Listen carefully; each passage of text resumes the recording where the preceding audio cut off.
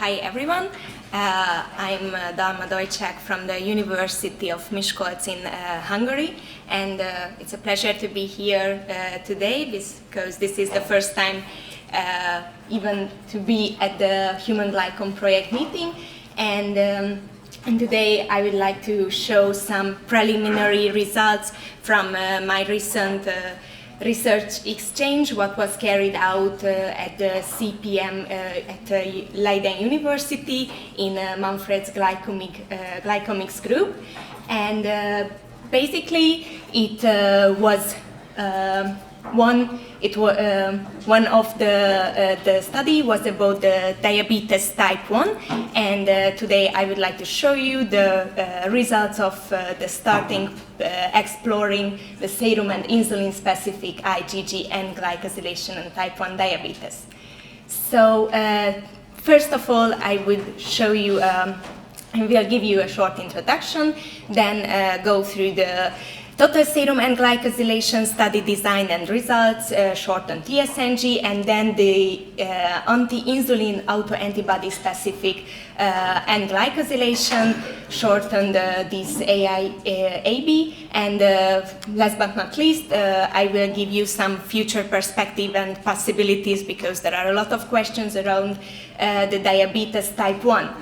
Why? Because today is affect approximately 9 million children and adults over the world, and as a prediction, by 2040 it can increase to 15 million as well. So we really need to cure now. And why? Because the type 1 diabetes is one of the most common autoimmune disorder around the world, alongside with the rheumatoid arthritis and multiple sclerosis.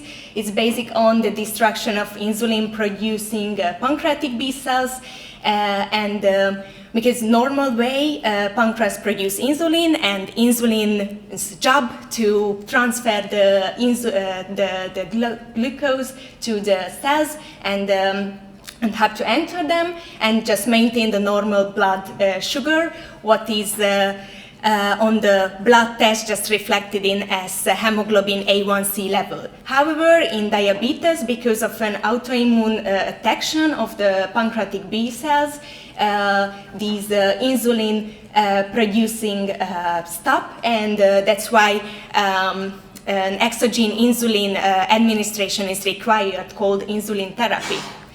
So mainly behind in the autoimmunity is based on the autoantibodies, and today really recent studies just highlighted the four main autoantibodies what indicate the early and diagnostic stages of the diabetes type 1. These are the anti-insulin, the anti-islet cell autoantibody, the anti-zinc transporters, and the glutamic acid decarboxylase autoantibodies.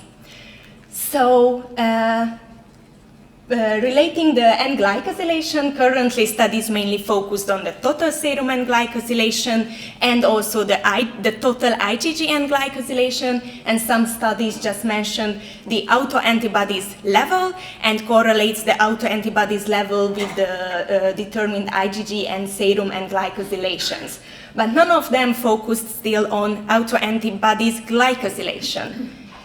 So based on these, during this 4 months internship, our goal was to, first of all, analyze the total serum and glycosylation in my cohort, what was sampled from Hungary at the county hospital, and this cohort just consists of 144 patients diagnosed with diabetes type 1, and it's important to know they are not onset diagnosis, they are under insulin therapy 4 years.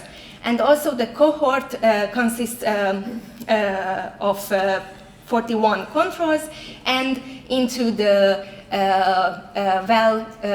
CPM established N-glycan methodology, we involved PBS, pooled samples, and Visucon as technical samples. The methodology was was introduced yesterday by Manfred, so I don't want to take too much time with it, but the main point is that we analyzed with MADI FTICR, and finally we wanted to compare the case and the control groups with each other, and also the sample number. Because of the large sample number, we divided the samples onto 3 plates. So after the analysis, we got the sum spectra, and on the sum spectra we determined the 93 glycoforms, and from that we calculated derived rates, and the reproducibility just confirmed by the 10 most abundant glycoforms in pooled samples, and their relative standard deviation below 12%.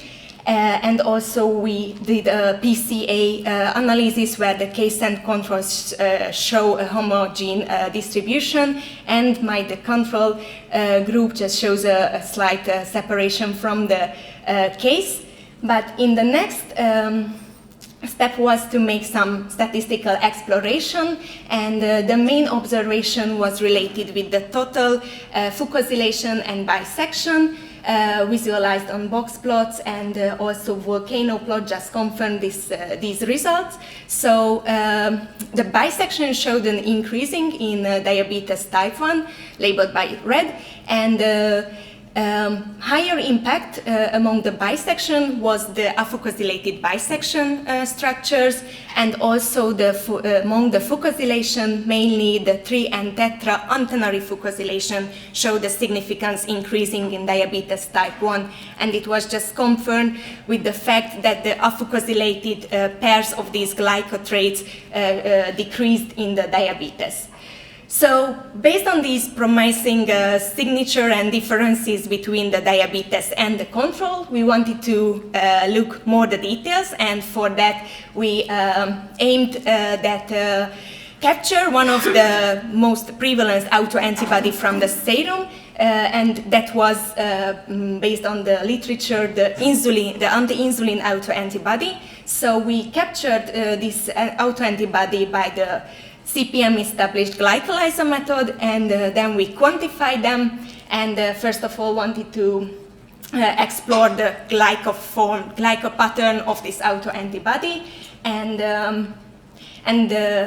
then we were curious about if there is any correlation with some of the clinical data what belongs to the patients highlighted in this table.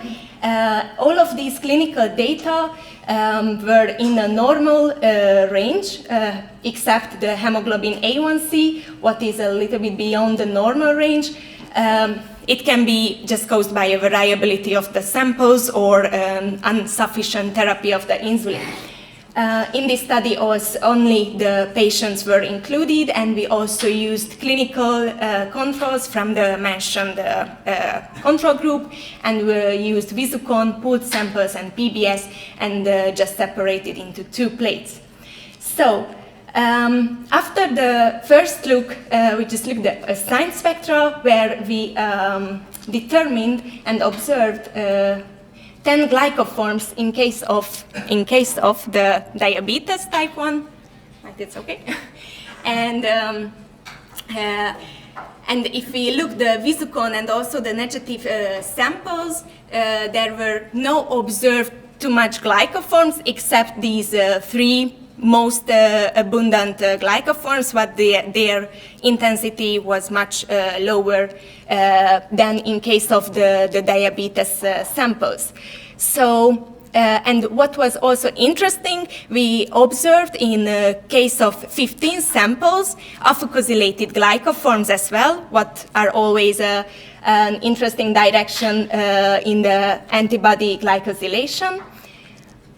So after extract the raw data by the lassitudes, the data curation and the quality control process went through the GlycoDesk software, and the next step was to quantify the IgG, what was based on this heavy labeled Silumab based glycopeptide quantitation, and into this step, only the 92% of the patients were included, because during the QC, so analyte and the spectra curation, some of the samples failed, some of passed, and that's why into the IgG quantitation and the further steps, only 133 samples were included.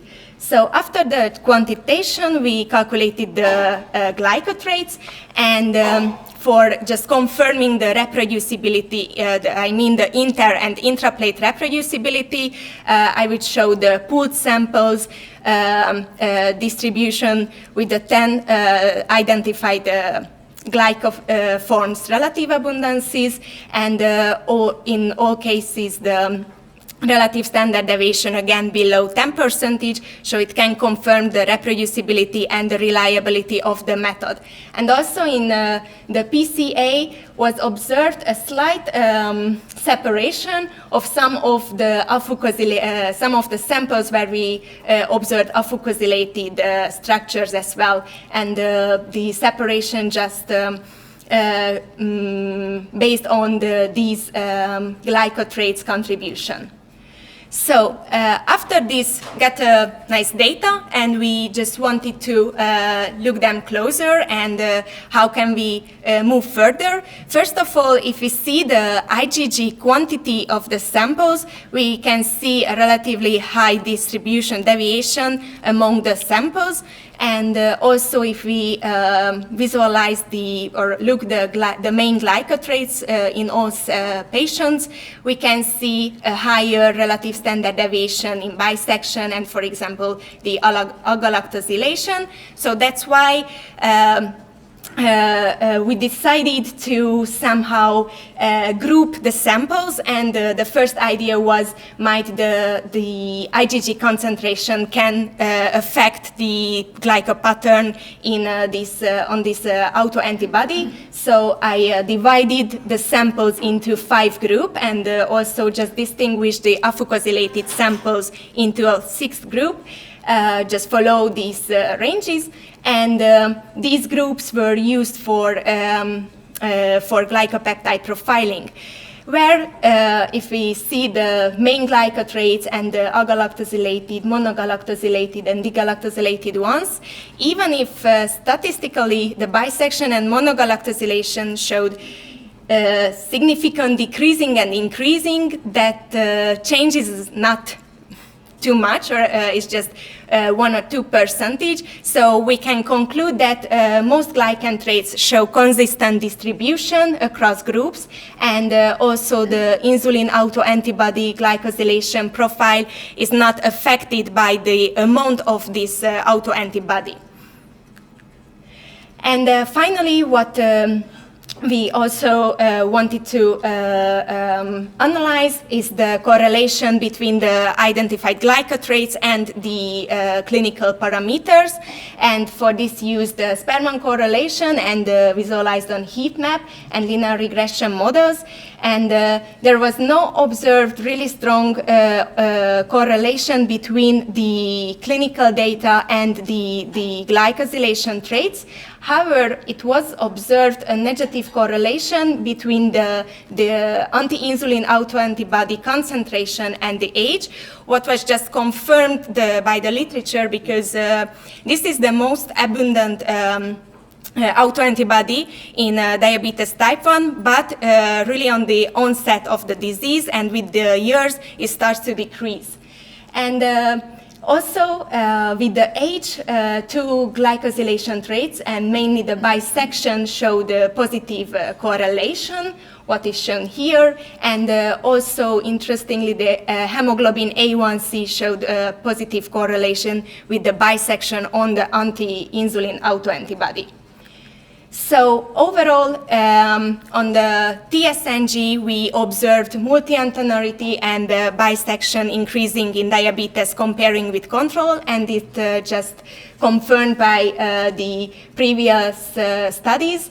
And also the increased fucosylation, especially the antennary fucosylation, showed increasing in diabetes. These are just verify the processes in the cells, for example, stronger autoimmune response, or just confirm the inflammatory and autoimmune states.